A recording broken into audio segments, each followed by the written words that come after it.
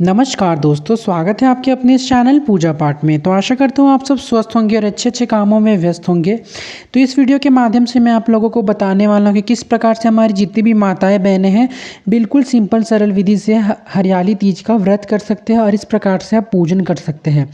तो हरियाली तीज आप सब में से बहुत लोग करते हैं, जितने भी हमारी माताएं बहनें वो सब ज़रूर करती है। तो इस वीडियो में मैं आप लोगों को बिल्कुल सिंपल सरल विधि से बताने वाला हूँ बिना ज़्यादा सामग्री के, क्योंकि हरियाली तीज तो बहुत बड़ा तरीका से मनाया जाता है। फिर भी मैं इस वीडियो के माध्यम से आप लोगों को बिल्कुल छोटा और बिल्कुल सिंपल सरल विधि से, जो कि आपके घर में ही ये सब सामग्री मिल जाएगा, वो सबसे मैं आप लोगों को पूजा करने बताने वाला हूँ। तो आइए वीडियो स्टार्ट करते हैं। वीडियो स्टार्ट करने से पहले अगर आप वीडियो मेरा नहीं देखे पहले अगर, तो वो सब ज़रूर चेक कर लीजिएगा। तो आप सब देख सकते हैं मैं यहाँ पे भगवान जी को यहाँ पे विराजमान कर लिया हूँ, गौरी माता और शंकर जी का। साथ ही साथ आप देख सकते हैं मैं यहाँ पे अच्छे से जो पार्थिव शिवलिंग होता है वो मैंने पहले ही बना के रख लिया हूँ। यहाँ पे मैंने गणपति जी बनाया है, साथ ही साथ मैंने यहाँ पे गौरी माँ बनाया हूँ। उसके बाद फिर आप देख सकते हैं मैंने यहाँ पे शिवलिंग बना लिया हूँ, जो कि मिट्टी का मैं बनाया हूँ। तो आपको पार्थिव शिवलिंग ऑलरेडी बनाना आता है, अगर नहीं आता होगा तो आप मेरे चैनल में ज़रूर देखे होंगे, वो वीडियो आप ज़रूर चेकआउट कर ले। उसके बाद आप देख सकते हैं मैंने यहाँ पे गौरी शंकर जी का जो तस्वीर होता है वो विराजमान कर दिया है मैं, क्योंकि तीज में तो गौरी माँ और शिव जी की ही पूजा होती है, क्योंकि गौरी शंकर की अलग अलग पूजा नहीं होती है।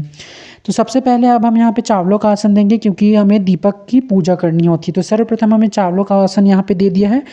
चावलों का आसन देने के बाद फिर हम दीपक को विराजमान कर लेंगे अच्छी तरह से। दीपक विराजमान करने के बाद आप सब देख सकते हैं मैंने यहाँ पे दीपक प्रज्वलित कर लिया है। अब हम अपना पूजा आरंभ कर सकेंगे, क्योंकि हमारा दीपक पूजन का साक्षी होता है। तो इस प्रकार से मैंने बेलपत्र के ऊपर मैंने पार्थिव शिवलिंग बनाया है। अब हमें पूरे समस्त शिव परिवार का आवाहन करना है कि हे गौरी शंकर, जितने भी शिव परिवार हमारे हैं, गणपति जी, कार्तिकी जी, अशोक सुंदरी माँ गौरी और शिव जी, सब आनंदी जी, सब भगवान आकर के हमारा पूजा स्वीकार करें। आप चाहे तो नंदी जी अलग से भी बना सकते हैं, उसमें कोई प्रॉब्लम नहीं है। उसके बाद फिर हमें बिल्कुल हल्की धारा से यहाँ पे भगवान जी, गौरी माता, शंकर जी, सभी गणेश जी, सभी को यहाँ पे शिव परिवार को बिल्कुल हल्की धारा से हमें भगवान जी को स्नान करा देना है।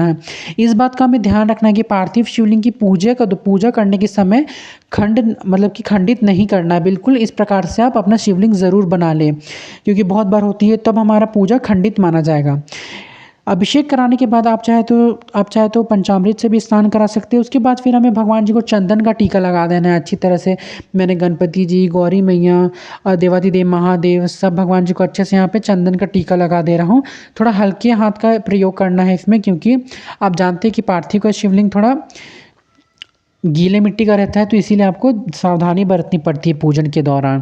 तो इस प्रकार से मैंने गौरी माता को भी यहाँ पे मैं टीका लगा दे रहा हूँ। उसके बाद फिर देवाधिदेव महादेव, नंदी जी, सभी भगवान को अच्छे से बिल्कुल टीका लगा देना है। और पार्थिव शिवलिंग का पूजन करने से बहुत विशेष जितना भी आपका मनोकामना है सब पूर्ण होता है। तो इस प्रकार से मैं यहाँ पे वस्त्र स्वरूप कलावर अर्पित कर दे रहा हूँ गणपति जी को, फिर माता गौरी को। उसके बाद हमारे देवाधिदेव महादेव शिव जी हैं, उनको भी अच्छे से यहाँ पे हम वस्त्र स्वरूप कलावर अर्पित कर देंगे। अगर आप चाहें तो भगवान जी को धोती भेंट भी अर्पित कर सकते हैं।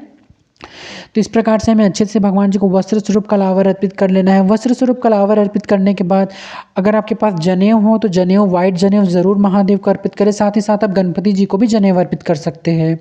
जनेऊ अर्पित करने के बाद फिर हमें बेलपत्र महादेव को अर्पित करना है, क्योंकि बेलपत्र के बिना तो महादेव तो पूजा ही स्वीकार नहीं करते हैं। तो आपको 1-2 बेलपत्र जितना भी आपको मिल जाए वो आप अर्पित कर दें। उसके बाद फिर हम गणपति जी को यहाँ पे पुष्प अर्पित करेंगे, फिर माता गौरी को, उसके बाद फिर देवाधिदेव भोलेनाथ को जो गुलाब की जो पंखुड़ियाँ होती हैं वो मैंने यहाँ पे अर्पित कर दिया है।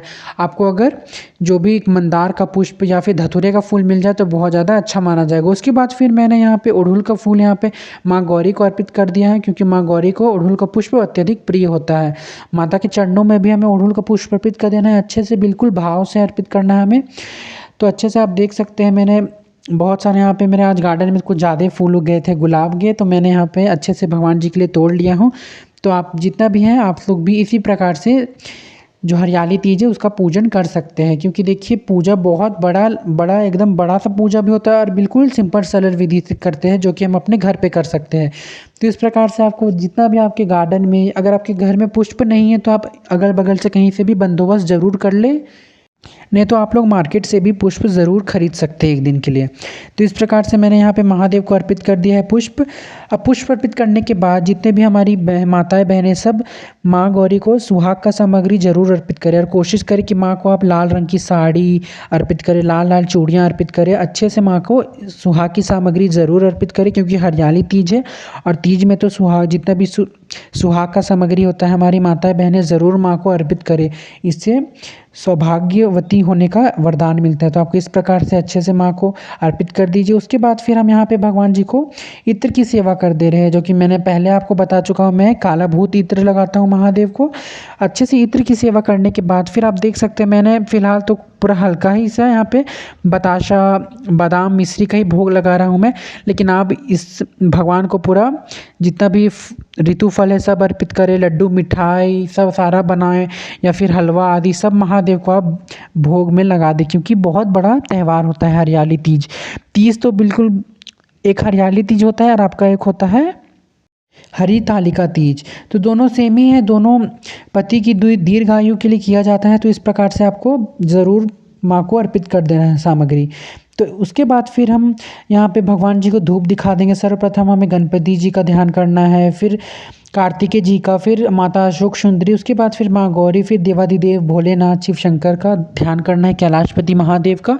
साथ ही साथ आपको नंदी जी का भी पूजन ज़रूर कर लेना है। और आपका अगर आपके पास तस्वीर नहीं है तो आप सिर्फ पार्थिव शिवलिंग से ही महादेव की पूजा कर सकते हैं हरियाली तीज के दौरान।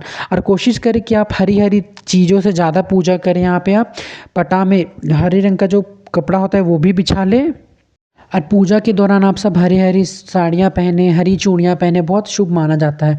उसके बाद फिर हम गौरी शंकर जी की अच्छे से यहाँ पे आरती उतार लेंगे। आप चाहे तो इस दिन ज़रूर भगवान जी की आरती गा सकते हैं, भजन कीर्तन ज़रूर कीजिएगा इस दिन। साथ ही साथ महादेव का दिन भर मन में जाप रखिएगा, मन में उनका ध्यान रखिएगा, गौरी मैया और शिव शंकर भोले की। बस फास्टिंग रखने से नहीं, भगवान जी का मन में ध्यान रखने से भी भगवान जी बहुत प्रसन्न होते हैं। तो इस प्रकार से हमने महादेव की आरती उतार ली है। तो इसी प्रकार से आप लोगों को सभी को पूजा करना है। और फास्टिंग में बहुत लोग निर्जला रखते हैं और बहुत जन 12 घंटे के बाद पूजा कर लेते हैं। तो इस प्रकार से लास्ट में आपको आचमनी कर लेना है और महादेव से प्रार्थना करना है, जितना भी पूजा पाठ में गलती हो गई उसके लिए क्षमा मांग लेना है। तो इस प्रकार से हमें पूजा करना। तो आशा करता हूँ आप लोगों को वीडियो अच्छा लगा होगा। वीडियो अच्छा लगा होगा तो लाइक शेयर कमेंट ज़रूर कर दीजिएगा। और अगर आपको मेरा वीडियो अच्छा लगता है तो आप ज़रूर मेरे सारा वीडियोस को चेक कीजिएगा और मुझे सब्सक्राइब ज़रूर कर लीजिएगा। धन्यवाद।